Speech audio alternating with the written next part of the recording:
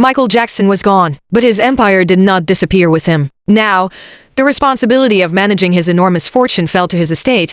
Michael had appointed two men to help manage his affairs, attorney John Branca and music executive John McLean. They suddenly faced one of the most complicated estates in entertainment history. Michael left behind valuable assets, but also enormous financial obligations. And among his most valuable assets was something Sony had been fighting over for years: his ownership stake in Sony, or ATV Music Publishing. The catalog was no longer simply part of Michael's legacy. It was now one of the estate's most important financial assets. And that meant the relationship between Michael's estate and Sony would become extremely important. For decades, Michael and Sony had battled over control, money, and the future of his music. After his death, however, the estate began turning Michael's unfinished plans and unreleased material into new sources of revenue. Michael's popularity exploded again. His music was everywhere, and his estate began generating hundreds of millions of dollars.